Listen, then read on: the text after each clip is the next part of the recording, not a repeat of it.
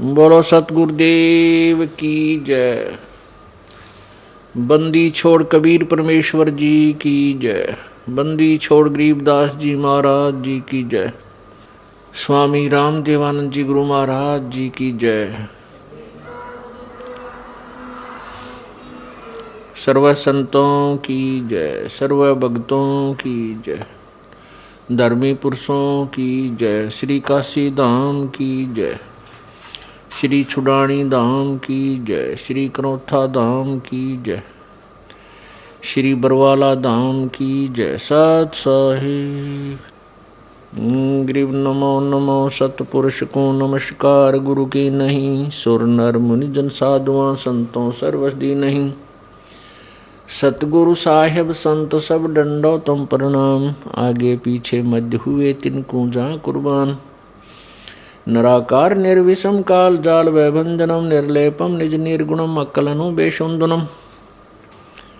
सोहम सुरति समाप्तम सकल समाना निरतलय उज्ज्वल हिरंबर हरदमम बेपरवा अथा है वार पार नहीं मध्यतम।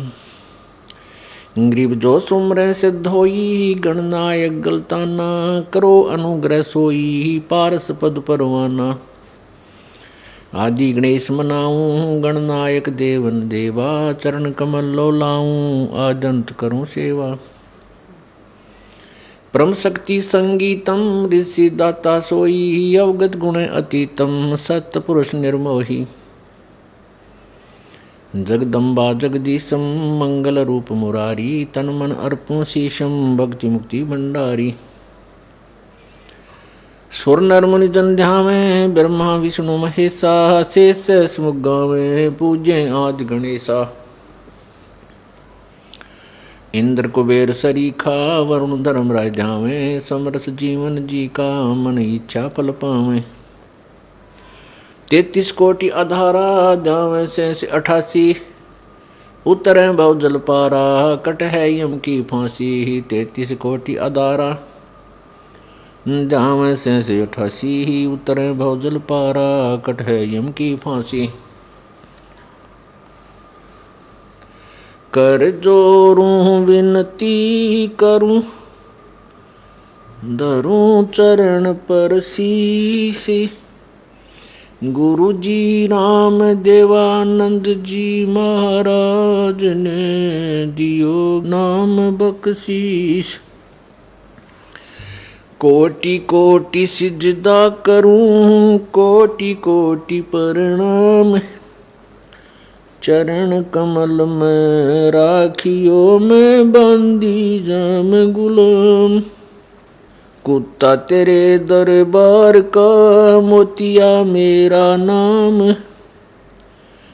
गले प्रेम की जेवड़ी जाखें तो वहाँ जाऊं मैं। तो करो तो बावड़ू दूर दूर करो तो जाऊं। जो राखो तो ही रहूं जो देवो सो खाऊं। जय इब के सतगुरु मिले सब दुख आखो रोए। चरणों ऊपर शीश धरूं कहूँ जो कहनी हो। कबीर साईं मिलेंगे पूछेंगे कुशलात। आद अंत की सब कहूँ अपने दिल की बात। गुरु जी तुम ना भूलियो चाहे लाख लोग मिल जाएं।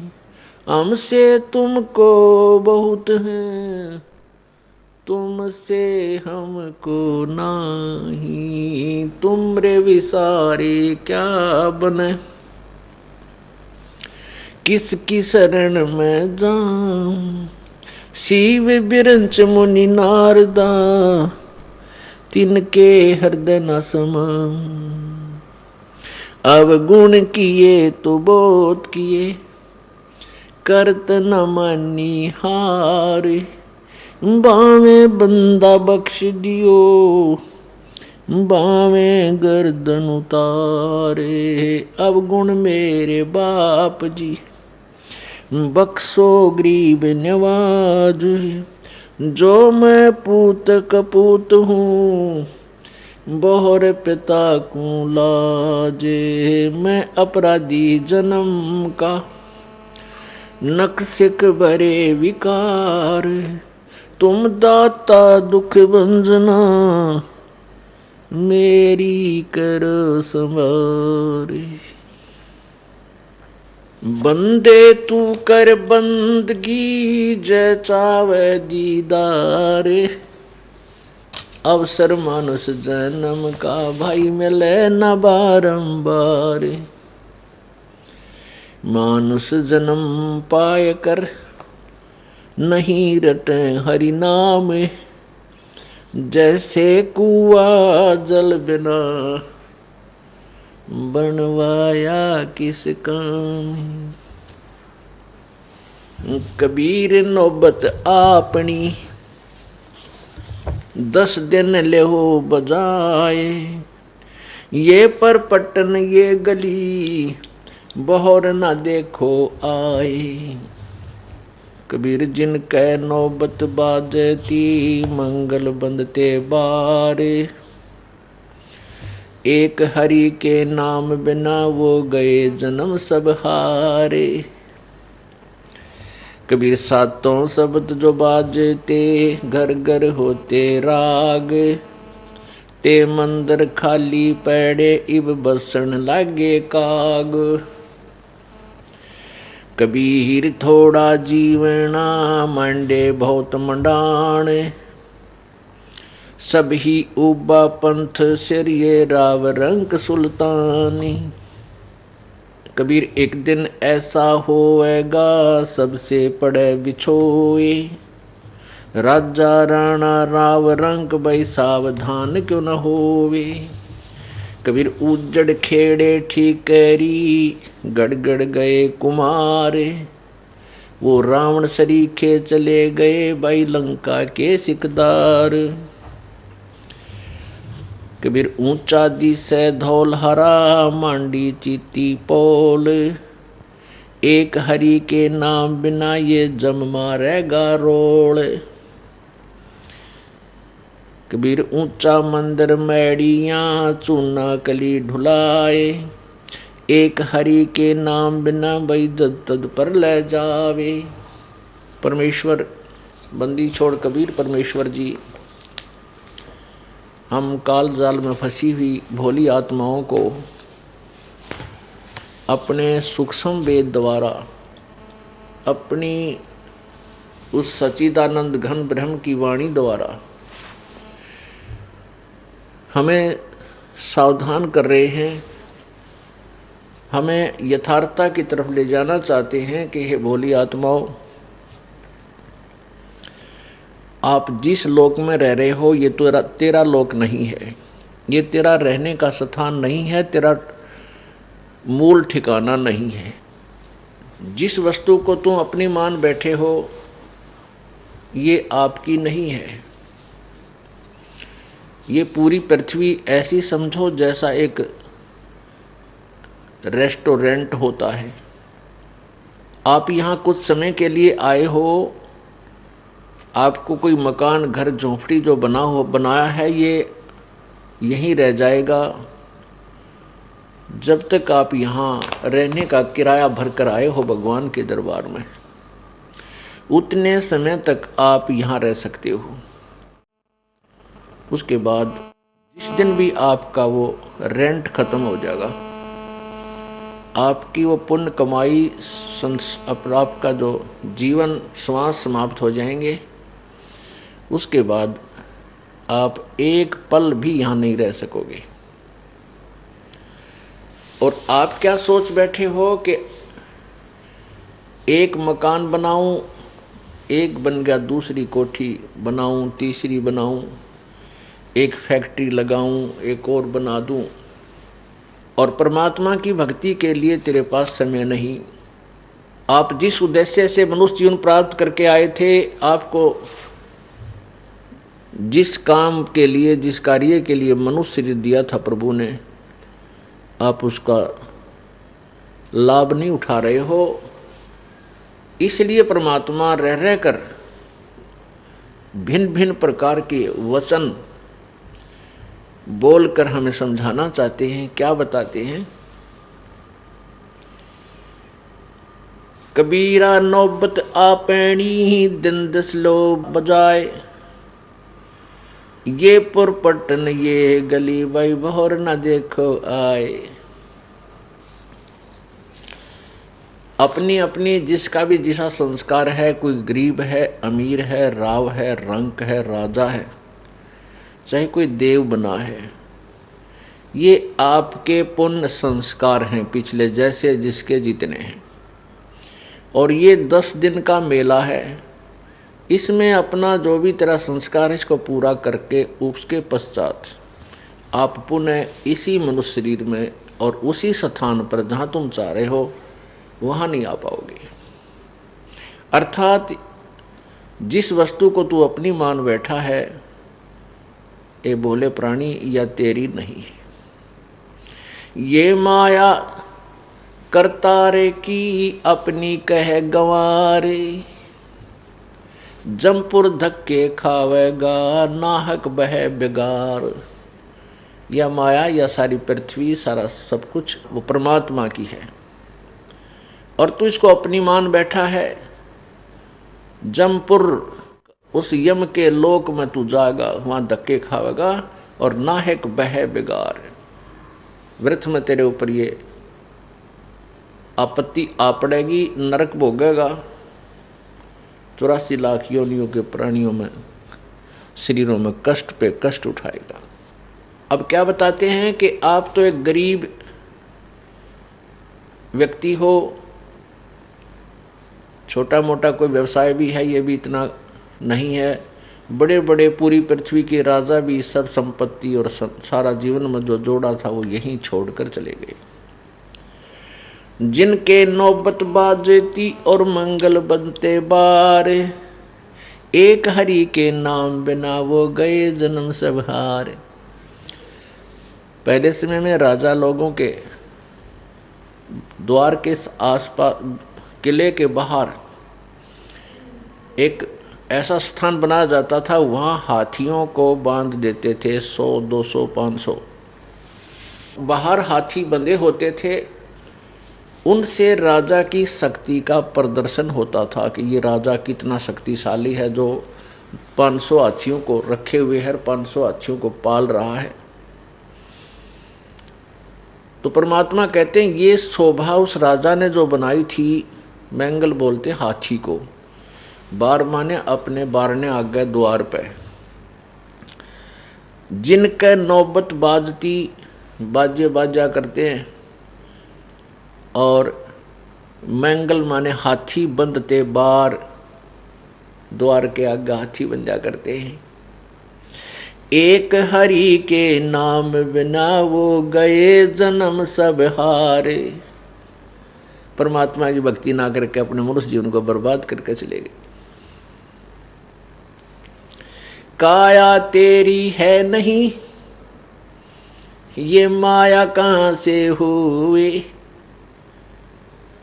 चरण कमल में ध्यान रखो इन दोनों को खोए। जब तेरा शरीर ही नहीं है, तेरे साथ नहीं जाएगा, इसको यहीं अंतिम संस्कार कर दिया जाएगा, तो बोले प्राणी इस माया को तू अपनी कैसे मान बैठा। इसका क्या समाधान बताते हैं? चरण कमल में ध्यान रख इन दोनों ने खोए। यानी पर में अपने गुरुदेव ने जो तुझे मार्ग बताया है आत्म कल्याण का, उसी के आदेशानुसार अपना जीवन निर्वाह कर, जीवन सफर पर चल, फिर तेरा छुटकारा निश्चित हो जाएगा। सातों शब्द जो बाजते घर घर होते राग, वो मंदिर खाली पड़े इब बसन लगे काग। उन राजाओं के महलों में जहाँ पर बड़े मनोरंजन के कार्य हुआ करते थे, आज वो मंदिर, वो महल खाली पड़े हैं, उनमें काग बोल रहे हैं। आपने देखा होगा जगह जगह गांव में, कुछ गांव में ऐसा है, कुछ नवाबों की पुरानी हवेलियां, महल खंडर हुए पड़े हैं। लाल किला जिसको बनाने में पांडवों ने कितना मेहनत किया था, वो कहाँ गए पांडव, और वो किला यहीं पड़ा है। कबीरा थोड़ा जीवना ये मांडे बहुत मंडान, सभी उबा पंथ सरिये राव रंग सुल्तान। परमेश्वर कहते हैं कि जीवन तो तेरा सीमित है, कोई 10 वर्ष जीवा है, कोई 20 वर्ष, कोई 50 वर्ष, कोई 5 वर्ष, कोई 60 वर्ष, कोई मैक्सिमम 100 वर्ष ला ले। आज जो बुजुर्ग माई और बाई 70-80 वर्ष के हो चुके हैं, उनसे बात करके देखो कि आपके जीवन का अनुभव बताइए। आपको आज 80 वर्ष पूरे हो चुके हैं, आपको कैसा लगता है? कितना समय लगता है आपको? वो कहता है ऐसा लगा है जैसे कल की बात है। 80 वर्ष ऐसे चले गए चुटकी में। और शेष कितने जीवन की आशा है? 20 वर्ष और, यानी 100 वर्ष मैक्सिमम मानकर चले। और आशाएं कितनी हैं? मालगाड़ी में नहीं चले, इतनी इच्छाएं अभी शेष हैं। क्या कहते हैं?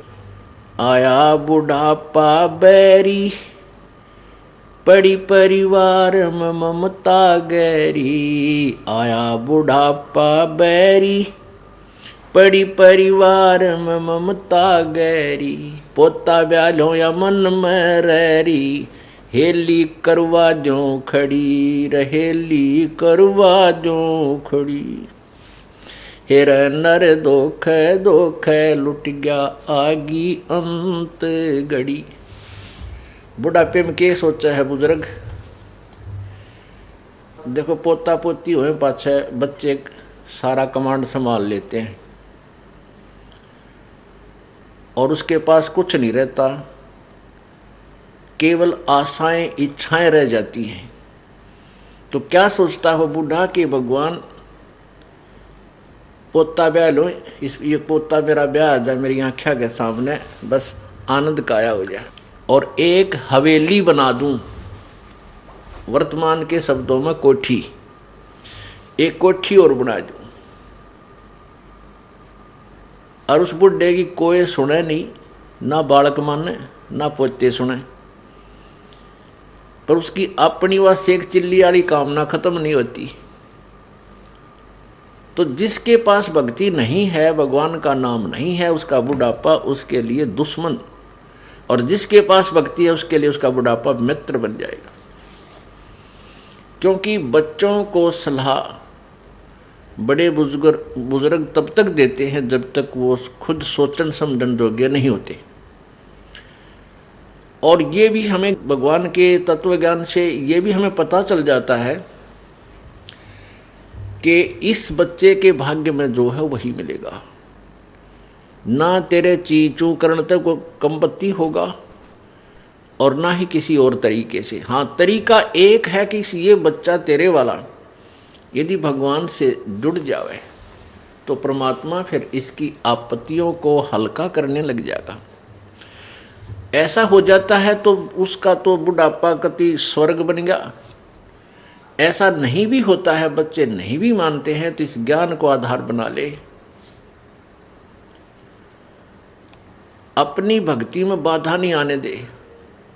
बच्चे युवा हो जाते हैं और बाल बच्चेदार हो जाते हैं तो वो बालक नहीं रहते, वो बहुत सोच समझ के कदम उठाते हैं। लेकिन बुजुर्ग ने सोचा है बूढ़ा कि ये नाश करेगा, बस युवाड़ यहाँ काम बिगाड़ेगा, मेरी मानता नहीं।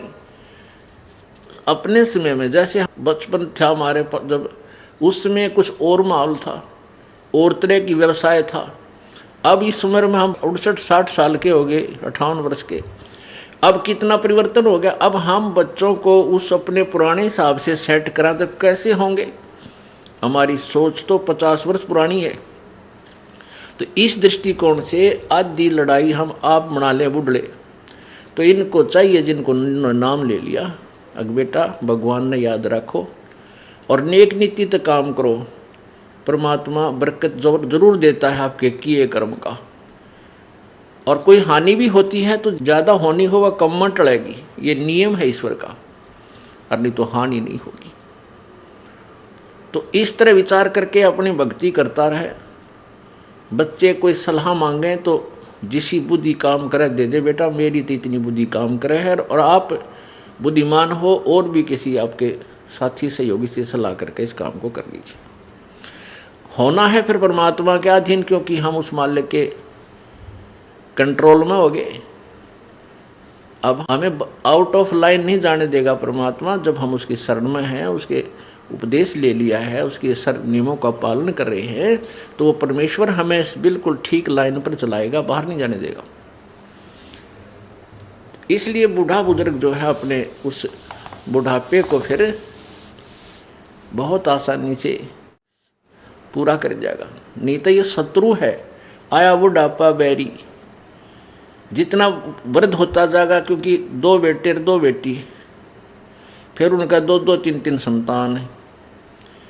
अब पोते के गड़बड़ होगी तो बूढ़ा दुखी, पोती का होगी तो बूढ़ा दुखी, बेटी का होगी तो बुजुर्ग बुढ़िया दुखी हैं। तो कितनी कहाँ तक की आपत्तियाँ आने के लिए रास्ते खुल गए। और भगवान की भक्ति में जुट जा खूब डट के, और फिर ये भी होगा कि राम नाम पर जुट गए तो निश्चिंत हो गए। जो नाम पर नहीं लगे हैं तो संतोष हो जाएगा, भाई अपना कर्म मिलेगा बच्चे को, थोड़ा दुख होगा घना नहीं होगा। तो इस प्रकार हम अपने इस जीवन को सफल करेंगे। तो यहाँ क्या बताना चाहते हैं कि कबीर परमेश्वर जी कहते हैं, कबीर जीना थोड़ा जीवन तो थोड़ा और बांडे बहुत मंडाण। पता नहीं कितनी इच्छाएं पाड़ ली, और सब ही उबा पंथ सरिये राव रंक सुल्तान। कहते सब मुसाफिर हैं, ये चाहे राजा है, चाहे गरीब है, चाहे अमीर है, सभी ने यहाँ से चलना है। ये चलो चलो हो रही है भाई, ये सभी कूच करते जा रहे हैं। जिसका जहाँ भी रेलवे स्टेशन आ जाता वहीं उतर जाता वो। एक दिन ऐसा होवेगा सबसे पड़े बिछो, एक दिन ऐसा आएगा कि तू अपने परिवार से बिछुड़ जाएगा,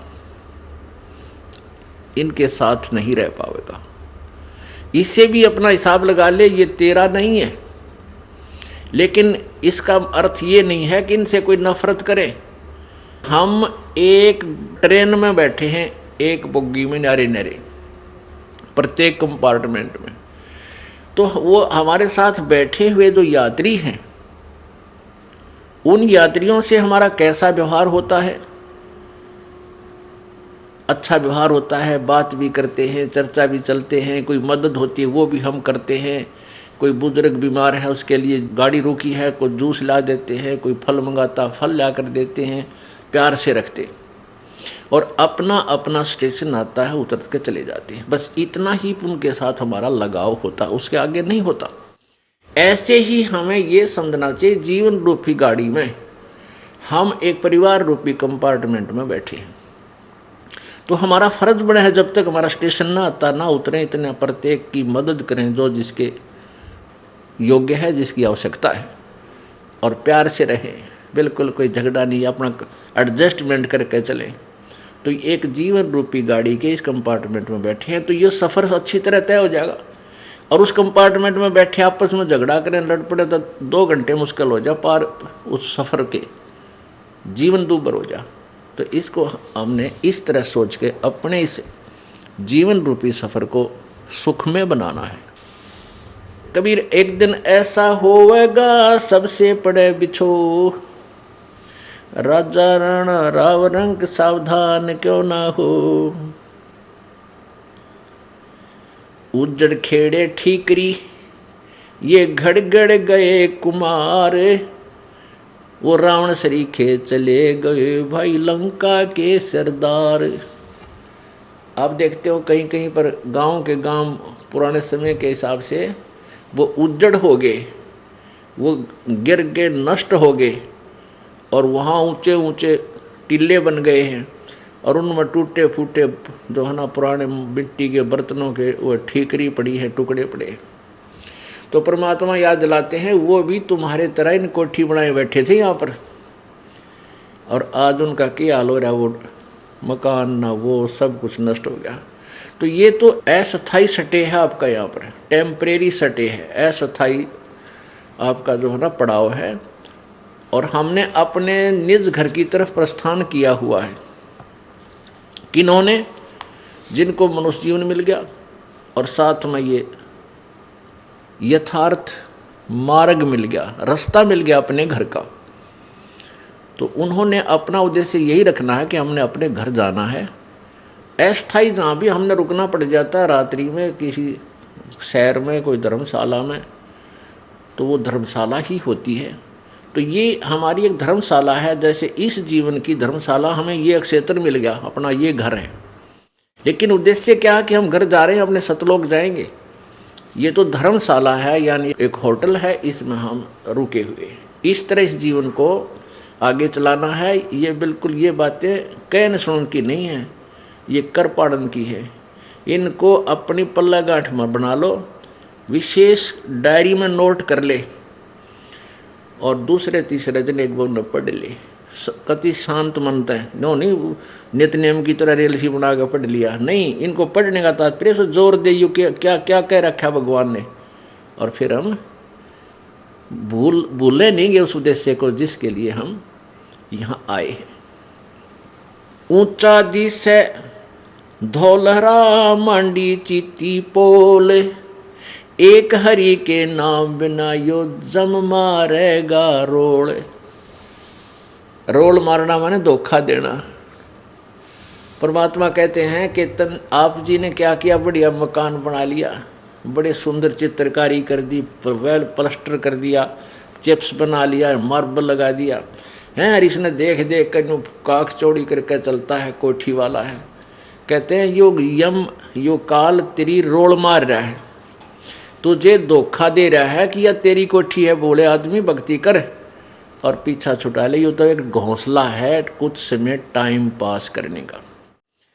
अब कैसे अपना मन कैसे बनावे, परमात्मा कहते हैं पक्षी घाला आलना तरवर छाया देख, गर्भ योनि के कारण मन में किया विवेक।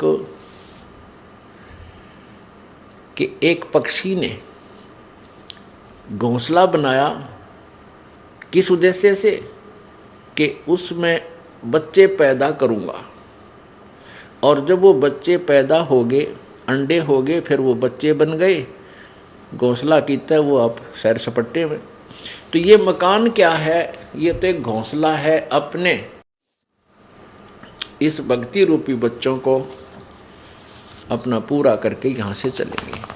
परमात्मा कहते हैं कि आपकी भावना कैसी होनी चाहिए इस मकान, घर, कोठी और यहाँ की संपत्ति में। जैसे पक्षी बन रम्या और संध्या ले विश्राम, प्रात समय उड़ जात है सो कहिए नी काम। जैसे पक्षी सारा दिन वन में मस्ती मारता है, इधर उधर दौड़ता है, फल फ्रूट खाता है, और शाम हो जाती है, संध्या हो जाती है, किसी वृक्ष पर बैठ जाता है और रात पूरी करी, सुबह उठकर चला जाता। उस वृक्ष से उसका कोई लिंक नहीं, रात रात काटनी थी। तो ये आपका एक जीवन जो है समझ लो एक रात्रि है। आपने यहाँ अपनी या रात पूरी करनी है, सुबह उठते ही। सुबह कब होगा? जब जीवन छूट जाएगा तो फिर चले जाएंगे यहाँ, इधर ध्यान नहीं रहेगा, हमारी इच्छा नहीं। इच्छा कब ना रहेगी?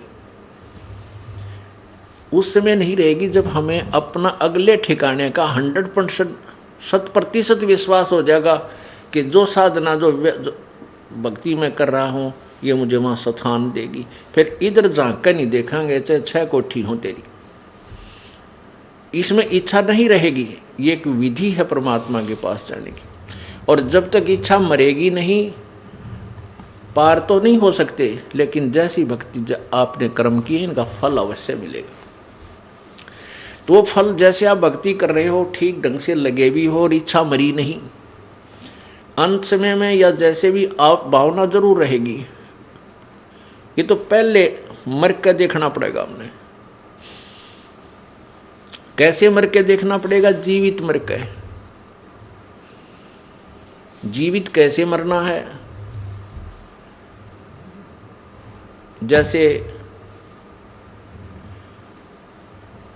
आप काम छोड़, आप यहाँ आते हो भक्ति परमात्मा की सत्संग सुनने के लिए, तो एक विचार बना हुआ मन में कि इस जीवन का सफ़र, इस जीवन का एंड, अंत ना जाने कहाँ हो जा।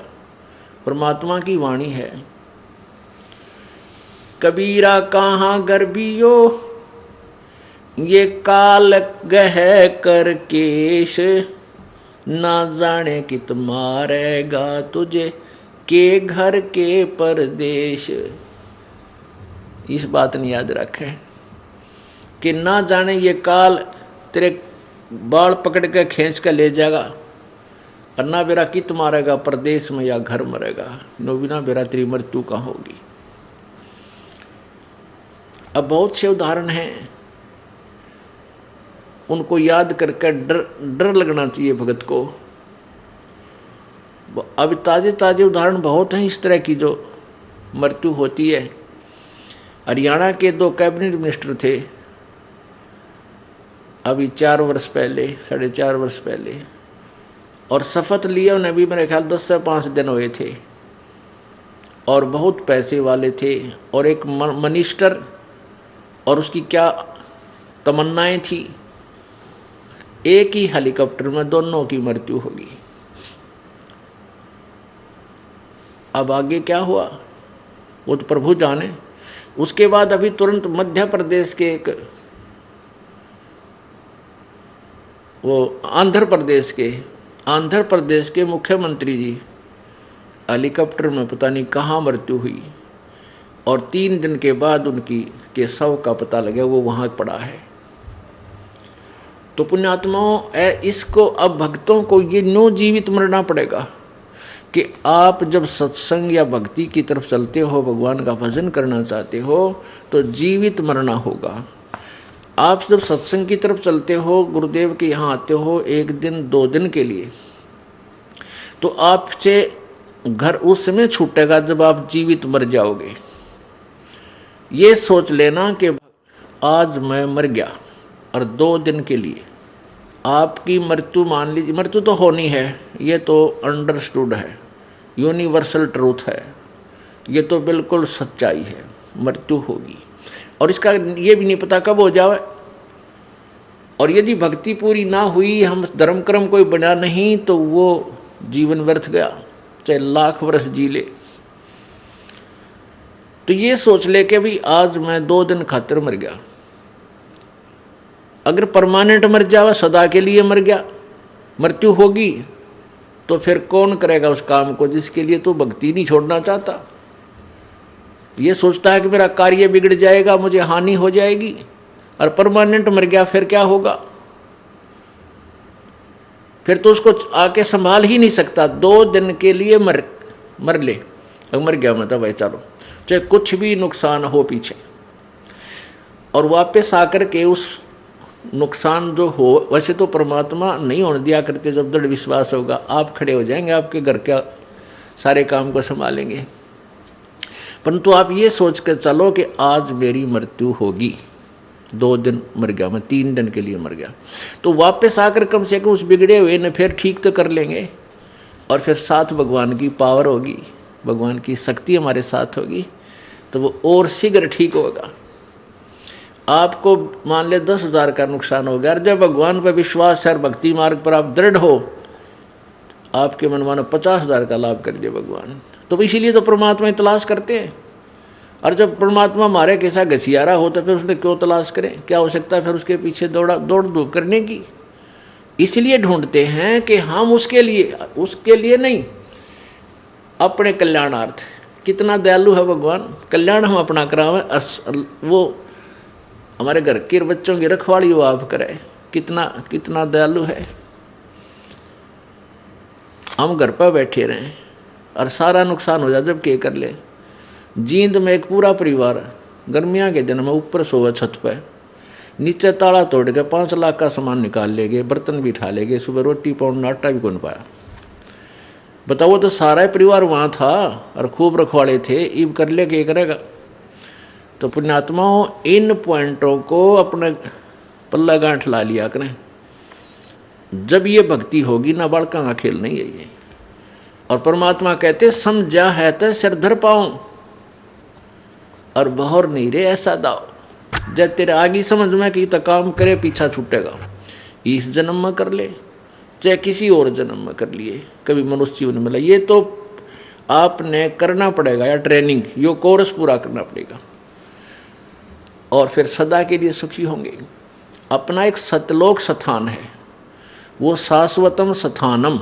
गीता जी अध्याय नंबर 18 के श्लोक नंबर 62 में गीता ज्ञानदाता कहता है कि अर्जुन, तू सर्व भाव से उस परमेश्वर की शरण में जा, उसकी कृपा से ही तू परम शांति और शाश्वतम स्थानम यानी उस सनातन परम धाम को प्राप्त हो जाएगा। गीता जी अध्याय नंबर 15 के श्लोक 4 में कहा कि जब तुझे तत्व ज्ञान मिल जावे, उस तत्व ज्ञान रूपी शस्त्र के द्वारा इस अज्ञान रूप अंधकार को काट के अच्छी तरह इस ज्ञान को समझकर उसके पश्चात उस परम पद परमेश्वर की, उस परमेश्वर के उस परम पद की खोज करनी चाहिए, जहां जाने के बाद ये साधक फिर लौट कर संसार में कभी नहीं आते, और जिस परमेश्वर ने सारे ब्रह्मांडों की रचना की है। और गीता ज्ञानदाता कहता है कि मैं भी उसी की शरण हूं, वो वही पूजा के योग्य है। और अपने विषय में गीता ज्ञानदाता 4 अध्याय के 5वें श्लोक में कहता है कि अर्जुन, तेरे और मेरे बहुत जन्म हो चुके हैं, तू नहीं जानता, मैं जानता हूं। गीता अध्याय नंबर 2 के श्लोक 12 में कहा कि अर्जुन, ये मत समझ कि ये राजा लोग तू और हम अभी वर्तमान में हैं, अब हम पहले भी जो जन्मे थे और आगे भी होंगे। इससे सिद्ध है कि गीता ज्ञान दाता वो स्वयं भी नाशवान है, जन्म मृत्यु होती है। गीता जी अध्याय नंबर 4 के श्लोक नंबर 9 में गीता ज्ञान दाता कहता है कि मेरे जन्म और कर्म दिव्य हैं, अलौकिक हैं। जन्म तो होता है लेकिन वो कुछ अलौकिक है। और गीता जी अध्याय नंबर 10 के श्लोक नंबर 2 में गीता ज्ञानदाता ब्रह्म अर्थात काल बोल रहा है श्री कृष्ण जी के शरीर में। वो कहता है कि मेरे जन्म को, मेरी उत्पत्ति को ना ऋषि जन जानते, ना ये देवता जानते, ना ये सिद्ध जानते, क्योंकि ये सब मेरे से ही उत्पन्न हुए। अब इससे सिद्ध हो गया कि गीता ज्ञानदाता का जन्म तो हुआ है, लेकिन ये ब्रह्मा विष्णु महेश आदि देवता और ऋषि नहीं जानते, क्योंकि इसकी संतान है। अब पिता की उत्पत्ति को संतान नहीं बता सकता, दादाजी बतावे, उसकी डेट ऑफ बर्थ भी बता देगा। ऐसे ही पूर्ण परमेश्वर परम अक्षर ब्रह्म कबीर भगवान ने आकर के इस काल भगवान की ब्रह्म की उत्पत्ति, इसका डेट ऑफ बर्थ भी बता रखा है हमारे को। तो कहने का भाव ये है कि उस परमात्मा की भक्ति से हम सतलोक जाएंगे। वहाँ जाने के बाद फिर हमारा कभी जन्म मृत्यु नहीं होगा, वहाँ परम शांति, वहाँ कोई दुख नहीं। यहाँ से तो हमारी टिकट कटेगी, ये तो फाइनल है। इसलिए हमने मरना तो है, लेकिन मरने के बाद कहाँ जाना है ये इच्छा प्रबल हो जानी चाहिए।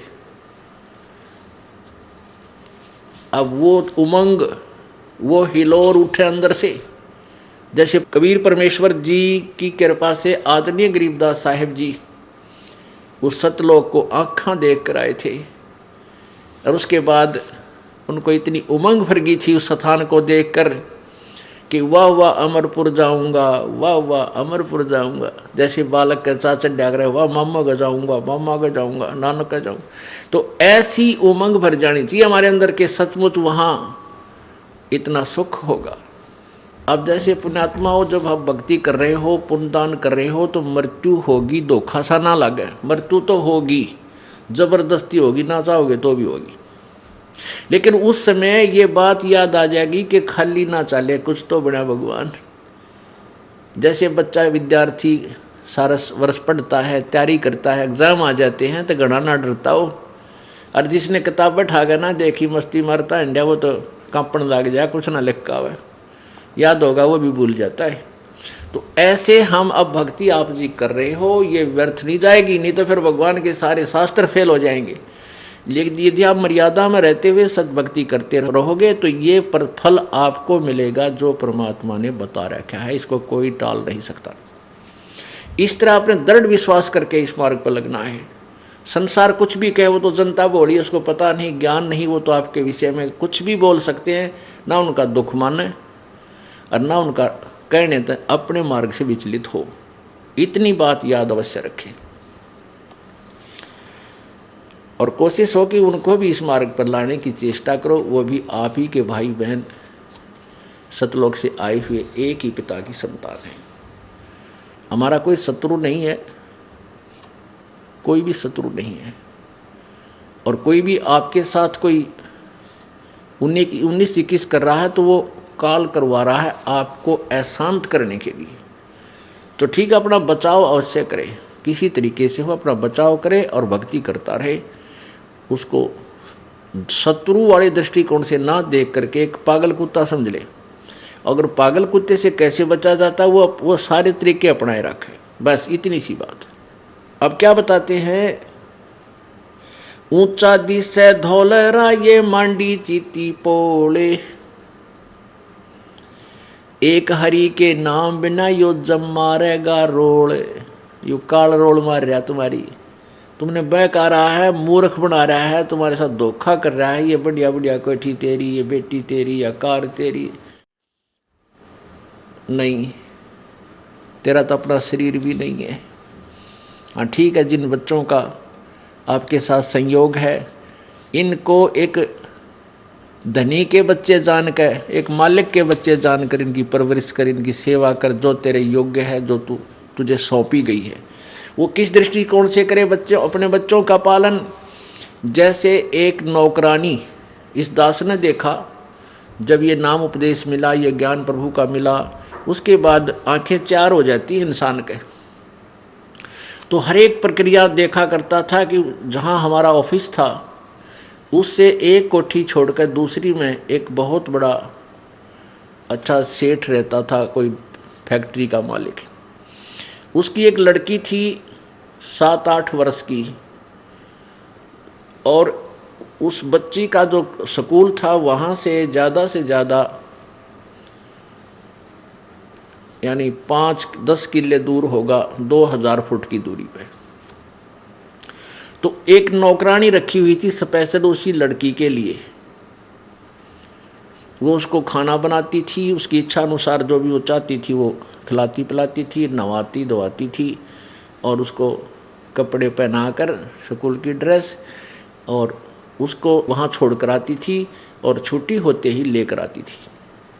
गर्मियों के दिनों में वो क्या करती थी, वो नौकरानी एक छोटी सी छतरी लेकर के उस बेटी पर, उस बच्ची पर तो छाया रखती थी और स्वयं धूप में चलती थी, क्योंकि उसके मालिक की बेटी है वो। और जब उसको वो नौकरी से निकाल दिया, उसने मुड़ के भी ना देखा उस बेटी की तरफ, क्योंकि वो उसकी नहीं थी, लेकिन उसकी ड्यूटी थी, उसमें वो पंचुअल थी, कहीं मालिक नाराज ना हो जाए। तो ये जो बच्चे बेटा बेटी आपके संस्कारवश आपके पास आए हैं, तो आपने इनको मालिक के दिए हुए, मालिक के बच्चे, और आप उनको उस परमेश्वर का नौकर जानकर सेवा करके देखो इनकी, तो फिर आपकी ठीक है थोड़ा बहुत लगाव बच्चे में बन जाता है, लेकिन वो 2 दिन पीछा पर खत्म हो जाता है। जिसको ये हरदम यादश की कि तेरे नहीं है, अभी तो हम अपने मानते हैं इनको, और यहाँ बिगाड़ होता है। ये सोच ले ये अपने हैं ही नहीं। एक लेवा एक देवा दूतम, कोई किसी का पिता न पूतम, ऋण संबंध जुड़ा एक ठाठा, अंश में सब 12 बाटा।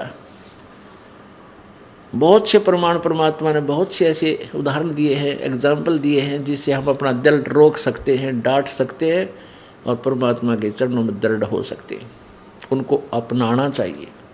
ये फार्मूले होते हैं जिनसे ये प्रॉब्लम हल होया करते। इन प्रॉब्लम्स को सोल्व करने के ये तरीके हैं और ऐसे ही होंगे और किसी तरीके से ये हल हो ही नहीं सकता।